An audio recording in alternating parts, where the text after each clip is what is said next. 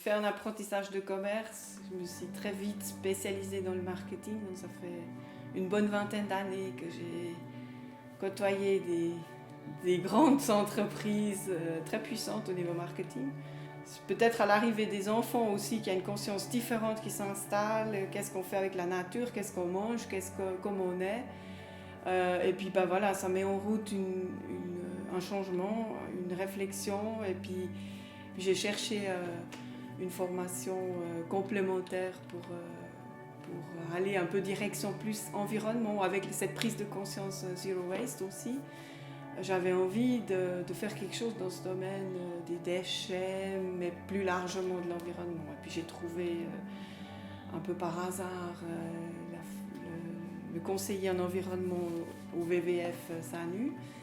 Moi j'ai beaucoup appris, je crois tous les jours, que ce soit des domaines plutôt techniques par rapport à l'environnement ou aussi la communication, j'ai énormément appris.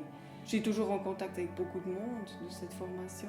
Le réseau fonctionne bien, les informations circulent bien, donc c'est vraiment quelque chose d'extraordinaire que je n'ai pas vécu dans d'autres formations. À côté, je me suis finalement mis à mon compte, donc c'est aussi grâce à la formation que j'ai osé faire ça et puis me dire pourquoi pas. J'ai aussi suivi la formation éco-entrepreneur au WWF SANU, qui permet de nouveau d'avoir un réseau très intéressant avec des personnes qui souhaitent lancer leurs entreprises.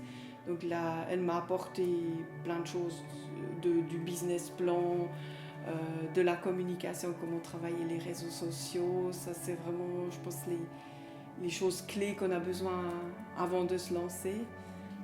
Alors, le mouvement Zero Waste est un mode de vie qui, en français, on peut dire zéro déchet et aussi zéro gaspillage. C'est très important de vraiment voir ça comme une philosophie de vie, finalement, qui essaye à tout prix d'éviter de générer des déchets et aussi de moins gaspiller les ressources.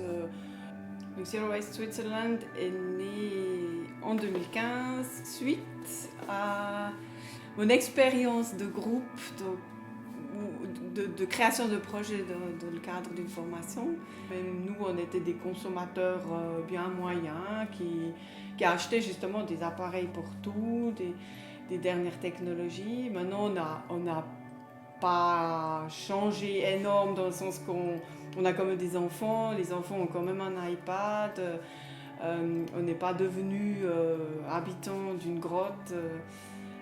Mais on réfléchit, on consomme plus intelligemment. Donc du coup, on met l'argent plutôt dans des produits de qualité, si possible locaux et réparables, si possible d'occasion.